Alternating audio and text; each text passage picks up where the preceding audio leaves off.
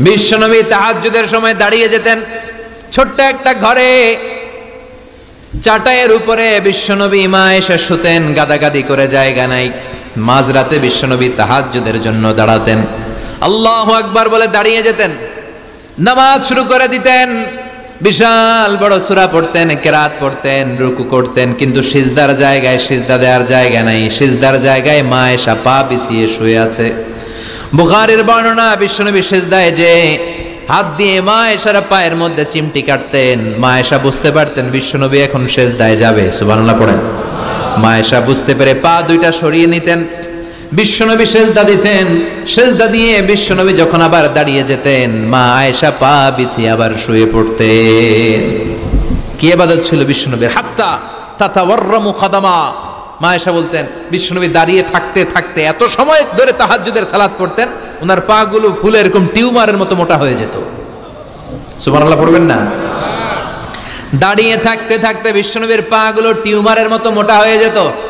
প্রথম রাকাতে বাকারা, আলে ইমরান পড়ে ফেলতেন। সুবহানাল্লাহ পড়েন। বিশ্বনবীর পা যেন ফেটে যাবে, এভাবে হাত বেঁধে দাঁড়িয়ে থাকতে থাকতে বিশ্বনবীর হাতগুলো বাঁকা হয়ে যেত, ব্যথা হয়ে যেত। বিশ্বনবী তখন হাত দুইটা ছেড়ে দিতেন। আবার যখন এনার্জি ফিরে পেতেন, যখন বিশ্বনবীর ভাল লাগতো, আবার হাত বাঁধতেন। পড়েন সুবহানাল্লাহ।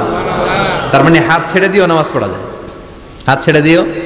মালিকি মাযহাবের কিছু স্কলাররা ওনারা মত নিয়েছে, ওনাদের অনুসারীরা এরসাল করে।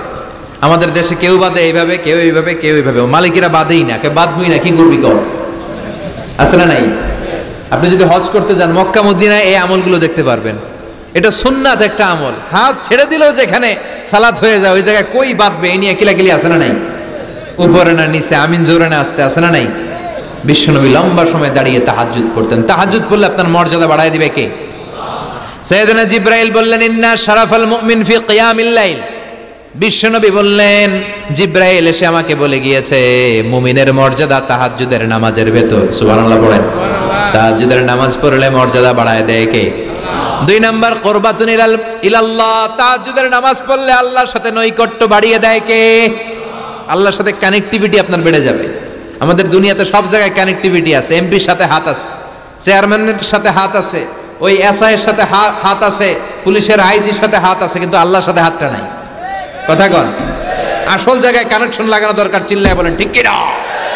মান লাহুল মাওলা ফালাহুল কুল্লু। যে ব্যক্তি আল্লাহর হয়ে যায় গোটা বিশ্ব তার হয়ে যায়। যে সব জায়গায় যে ধর্ণা দেয় আল্লাহর কাছে ধর্ণা দেয় না, তার কোনো মর্যাদা নাই। আর যে ব্যক্তি সব দিক থেকে মুখ ফিরিয়ে আল্লাহর কাছে যায় গোটা বিশ্বের সবাই তার দিকে তাকিয়ে থাকে। এজন্য সম্পর্কটা লাগাইতে হবে কোন জায়গায়? তার মানে তাহাজ্জুদ পড়লে মর্যাদা বেড়ে যায়, আল্লাহর সাথে সম্পর্ক বেড়ে যায়। বিশ্বনবী বললেন মানহাতুনা আনিল ইসিম। তাহাজ্জুদের নামাজ পড়লে তাহাজ্জুদের নামাজ আপনারে পাপ কাজ থেকে বাধা দিবে। সুবহানাল্লাহ পড়েন। তাহাজ্জুদ যারা পড়ে এরা পাপ কাজ করে না। চিল্লায় কোন ঠিক কিনা? 4 নম্বরে মুকাফফিরাতুন লিসাইয়্যাত। পাপ আর অন্যায় যদি কিছু হয়েও থাকে তাহাজ্জুদের নামাজ পড়লে তাহাজ্জুদের নামাজ পাপগুলোরে ধুয়ে মুছে সাফ করে দেয়। এজন্য তাহাজ্জুদ পড়ার দরকার আছে না নাই? ঘুমের আরবিতে কিছু নাম আছে। ঘুমের একটা নাম হচ্ছে আন-নুআস। নুআস মানে ড্রোজিনেস। বাসে বসে আছেন, বাসও ঝুলে আপনিও ঝুলতেছেন, এরকম হয় না? ঝিমুনি, এটার বলে নুআস। আরেকটা হচ্ছে সামান্য হালকা লাইট স্লিপ, সামান্য ঘুম, এটার বলে পাওয়ার ন্যাপ। হালকা হালকা ঘুম, ঘুমও আসছে আবার কে যেন কথা বলে ওইটাও শোনা যায়, এরকম ঘুম আছে না নাই? এটার বলে সিনা। আরবিতে এটার কি কয়? সিনা। আরেকটা হচ্ছে ভালো ঘুম, এটার বলে নাউম। এটার কি বলে? তাহলে পাইলাম নুআস, সিনা, নাউম। আরেকটা হচ্ছে জন্মের ঘুম। কিরকম ঘুম? এমন ঘুম যেই ঘুমে ডাকলেও মানুষ ওঠে না, যেটা শেষ রাতে আমাদের যেই ঘুমটা হয় রাত 3টা-4টার দিকে কম্বল টেনে টেনে আরেকটু ঘুমাইতে মনে চায়, এরকম একটা ঘুম আছে না নাই? এই ঘুমটাকে আরবিতে বলে হুজুদ। কি বলে? সবাই বলেন। এই হুজুদের ঘুমকে স্যাক্রিফাইস করে ওই টাইমে যে সালাতটা পড়া হয় ওই সালাতকে আরবিতে বলে সলাতুল হুজুদ বা সলাতুত তাহাজ্জুদ। সুবহানাল্লাহ পড়বেন না? এজন্য রাব্বুল আলামিন বলেন ওয়া মিনাল লাইলি ফাতাহাজ্জাদ বিহি নাফিলাতান লাকা আসা আন ইয়াবআসাকা রাব্বুকা মাকামাম মাহমুদা। ও নবী, রাত্রিবেলা দাঁড়িয়ে আপনি তাহাজ্জুদের নামাজ পড়েন, আশা করা যায় বিশাল সম্মানিত মহিমান্বিত জায়গায় আল্লাহ আপনারে বসায় দিবে গো নবী। ঠিক কি না? তাহাজ্জুদের সালাত পড়লে মর্যাদা বাড়ায় দেয় কে? মুমিনের বৈশিষ্ট্য, তারা রাত্রিবেলা তাহাজ্জুদের সালাত পড়ে। ইমানদারদের বৈশিষ্ট্য, তারা হলো ফুরসান আন-নাহার রুহবান আল-লাইল। রাত্রিবেলা তাহাজ্জুদের যায় নামাজে কান্নার ঝড় তোলে, দিনের বেলায় ঘোড়া হাঁকিয়ে জিহাদের ময়দানে জিহাদ করে। ঠিক কি না? দিনের বেলায় চলবে কি? জিহাদ। এজন্য বিশ্বনবীর প্রথম প্রশিক্ষণ নিতে বললেন আল্লাহ, কুমিল লাইলা ইল্লা কালিলা। ও নবী, বিশাল মিশন নিয়ে দুনিয়ার বুকে আপনি এসেছেন গো নবী।